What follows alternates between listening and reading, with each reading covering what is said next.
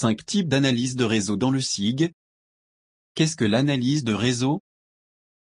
Presque tout le monde a eu besoin d'un type d'analyse de réseau dans sa vie. Par exemple, quel est le chemin le plus court vers la plage? Où dois-je construire un hôpital pour servir au mieux une communauté? Comment puis-je optimiser une flotte de véhicules de livraison? Voici les 5 types d'analyse de réseau les plus courants. 1. Analyse point à point. Une analyse point à point est le problème de routage le plus courant. Il se compose d'un ensemble de points permettant de trouver l'itinéraire le plus optimal en fonction de critères spécifiques. Trouver le plus proche. Où est la destination la plus proche? Il trouve la destination la plus proche en fonction d'un point de départ avec plusieurs destinations potentielles. Distance la plus courte. Quel est l'itinéraire le plus rapide? Cette analyse accumule toutes les distances, au fur et à mesure que vous vous déplacez d'un point à l'autre. Ensuite, il trouve l'itinéraire avec le moins de distance.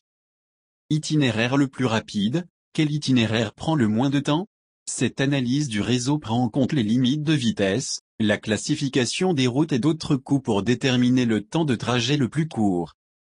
D'autres types d'analyse point à point incluent les itinéraires les plus écologiques, les plus pittoresques et les plus sinueux.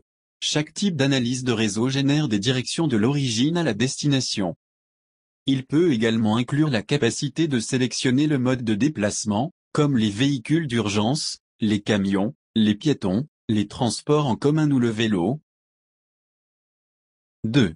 Trouver une couverture. Dans ce type d'analyse de réseau, les zones de temps de conduite correspondent à la distance qui peut être atteinte dans un laps de temps spécifique. Zone de service. Quelle maison se trouve à moins de 5, 10 et 15 minutes d'une caserne de pompiers? Ce type d'analyse de réseau peut également comprendre où les entreprises couvrent et s'il y a des lacunes. Les zones de temps de conduite sont différentes des zones tampons car elles prennent en compte un réseau routier. Les tampons peuvent traverser des plans d'eau, mais les zones de temps de conduite ne peuvent traverser l'eau que lorsqu'il y a un pont. 3. Optimiser la flotte. Cet outil est idéal lorsque votre objectif principal est de traiter un ensemble de commandes dans le problème du voyageur de commerce. En outre, vous pouvez minimiser au mieux le coût d'exploitation global en gérant des ensembles de véhicules et de chauffeurs. Optimiser la flotte. Le but de cet outil d'analyse de réseau est de trouver l'itinéraire le plus efficace pour la livraison, la réparation, le transit ou tout type de service de flotte. Par exemple, une entreprise de meubles peut souhaiter utiliser plusieurs camions pour livrer des meubles au domicile. Alternativement, une flotte peut souhaiter planifier ses visites hebdomadaires, y compris toute la logistique. 4. Sélectionner le site optimal. La sélection optimale du site tient compte de la demande de localisation du meilleur emplacement compte tenu de plusieurs installations. Par exemple, cela peut aider à décider où construire de nouveaux hôpitaux en fonction des hôpitaux existants et de la demande disponible. Emplacement à location. Cet outil d'analyse de réseau aide les propriétaires d'entreprises à identifier l'emplacement optimal pour leurs magasins. Il peut également se comparer aux magasins concurrents pour cibler des parts de marché.